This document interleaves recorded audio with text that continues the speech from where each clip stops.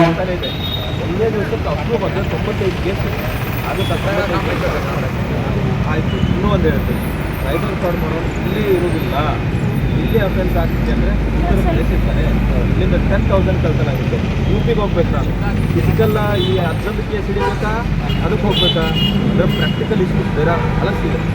Only cyber ಕ್ರೈಮನ್ನು ನಾವು ತಡೆಗಟ್ಟಬೇಕು ಅಂದರೆ ಮುಂಜಾಗ್ರತೆ ಒಂದೇ ಪರಿಹಾರ. ಇದನ್ನು ಹೊರತಾಗಿ ನಾವು ಒಮ್ಮೆ ಸೂಪರ್ ಮ್ಯಾನ್ ಗತೆ ಮಾಡಿಬಿಟ್ವಿ ಅಂದರೆ ಆಗೋದಿಲ್ಲ. ಈಗ ನೀವು ಯೂತ್ಸ್ ಕೈ ಜೋಡಿಸಿದ್ರೆ ಅಷ್ಟೇ ಸಾಧ್ಯ, ಇಲ್ಲ ಅಂದರೆ ಸಾಧ್ಯ. ಬರೀ ಒಂದು ತಾಲೂಕಿಗೆ ಒಬ್ಬರೇ BSI ನಾವು ಇಬ್ಬರೇ BSI ಇರ್ತೀವಿ.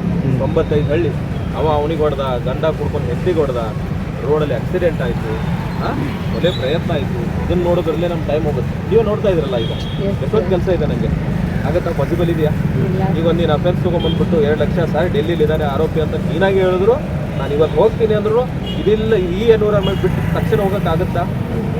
Is that practically possible? ಹೌದಲ್ವಾ? ಜಾಗ್ರತೆ ಒಂದೇ ಪರಿಹಾರ. ನೀವೇನು ಮಾಡೋಕತ್ತೀವಿ, ತುಂಬ ಒಳ್ಳೆ ಕೆಲಸ ಮಾಡಿದ್ವಿ. ನಿಮ್ಮ ಶಾಲೆ ಯಾವತ್ತು ಏನೇ ಸಮಸ್ಯೆ ಇದ್ದರೂ ನಾನು ಯಾವತ್ತು ಹೇಳ್ತೀನಿ. ಎಲ್ಲಿದ್ದರೂ ಆಯಿತು, ಎಲ್ಲಿ ಹೋದರೂ ಆಯಿತು.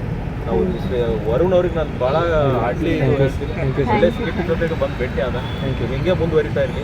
ಹಳ್ಳಿ ಜನಕ್ಕೆ ಇದು ಅರ್ಥ ಆಗಬೇಕು. ಇವ್ರಿಗೆ ಭಾಳಷ್ಟು ಜನಕ್ಕೆ, ಹಳ್ಳಿ ಜನಕ್ಕೆ, ಇಲ್ಲಿ ಹಳೆಯಾಳ ತಾಲೂಕಿನ ಜನಕ್ಕೆ ಗೊತ್ತೇ ಆಗ್ತಿಲ್ಲ.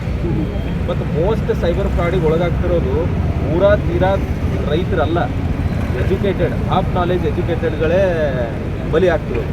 ಭಾಳ ಶಾನೆ ಆದನಂತೆ ಒಂದು ಹುಡುಗಿ ತೋರಿಸ್ತಲ್ಲ, ಮೊಬೈಲಲ್ಲಿ ಹಿಂಗೆ ಮಾಡ್ತಾ ಒತ್ತು ಬಿಡ್ತಲ್ಲ, ಇವರೇ ಸೈಬರ್. ಈಗ ಫ್ರಾಡ್ಗಳು ಹೆಂಗೆ ಆಗ್ತವಂದ್ರೆ, ಈ ವಾರದಲ್ಲಿ ಲ್ಯಾಪ್ಟಾಪದ್ದು ಏನಾದ್ರು ಒಂದು ಗೌರ್ಮೆಂಟ್ ಸ್ಕೀಮ್ ಒಂದು ಬಂತಪ್ಪ, ಏನಾದ್ರು ಗೌರ್ಮೆಂಟ್ ಸ್ಕೀಮ್ ಬಂತು, ಅದನ್ನು ನೋಡ್ಕೊಂಡು ಅದ್ರ ಬೇಸ್ ಮೇಲೆ ಬಿಡ್ತಾರೆ ಅವರು. ಈಗ ಮಹಿಳೆಯರಿಗೆ ಸೈಕಲ್ಲು ಅಂತ ಬಂತಿತ್ತು, ಪುರುಷರಿಗೂ ಸೈಕಲ್ ಅಂತ ಸುಮ್ಮನೆ ಒಂದು ಹಾಕ್ಬಿಡೋದು. ಹುಡುಗರಿಗೆ ಒಂದು ಆಸೆ ಬರಲಿ, ನಾವು ಕ್ಲಿಕ್ ಮಾಡಿದ್ರೆ ಹಾಕ್ಬಿಡೋದು. ಆಯಿತಾ? ಮೊಟ್ಟೆ ಅಂತ ಒಂದು ಸ್ಕೀಮ್ ತಂದ್ರು, ಮೊಟ್ಟೆ ನಿಮಗೂ ಕೊಡ್ತೀವಿ ಸುಮ್ಮನೆ ಒಂದು ಹಾಕೋದು. ಮೊನ್ನೆ ರೀಸೆಂಟಾಗಿ ಪೇಪರಲ್ಲಿ ಓದೋದ್ರಲ್ಲ, ಬಾಣಂತಿಯರಿಗೆ ನಾವು APK ಫೈಲ್ ಕಳಿಸಿ ಅವ್ರದ್ದು ಡಾಟಾ ಹ್ಯಾಕ್ ಮಾಡಿದ್ರು ಅಂತ ಹಾಕ್ಬಿಟ್ರು ಪೇಪರಲ್ಲಿ. ಅದ್ರ ನಂತರ ಮಿನಿಸ್ಟರ್ ಎಲ್ಲ ಎಕ್ಸ್ಪ್ಲನೇಷನ್ ಕೊಟ್ಟರು, ಅದನ್ನು ಪೇಪರಲ್ಲಿ ಓದಿದ್ದೀನಿ. ಹಿಂಗೆ ಪ್ರತಿಯೊಂದು ವಿಚಾರದಲ್ಲಿ ಎಜುಕೇಟೆಡ್ದವ್ರು ನಿಮಗೆ ಯಾವ ರೀತಿ ಮೋಸ ಮಾಡ್ತಾರೆ ಅಂದರೆ, ಪಾರ್ಟ್ ಟೈಮ್ ಜಾಬ್ ಅನ್ನೋದು ನಿಮಗೆ, ನೀವು ಅದಕ್ಕೆ ಬಿದ್ದೇ ಬೀಳ್ತೀರಿ. ನಿಮ್ಮದೇ ಹೇಳೋದು ನಾನು, ಬಿದ್ದೇ ಬೀಳ್ತೀರಿ. ಇಲ್ಲ ಅಂತಂದರೆ ಈ ಸ್ಕಾಲರ್ಶಿಪ್ ಅಂತ ಹೇಳೋದು, ಇನ್ವೆಸ್ಟ್ಮೆಂಟ್ ಸ್ಕೀಮ್ ಅಂತ ಹೇಳೋದು. ನಮ್ಮನೆ ಕೆಡಿತಾರೆ ಹೊರತಾಗಿ ನಮ್ಮ ಆಜುಗಳು ಯಾರೂ ಕೆಡಿದಿಲ್ಲ. ಅವ್ರು ಬದುಕ್ತಾರೆ, ನಮ್ಮನೆ ಕೆಡಿತಾರೆ.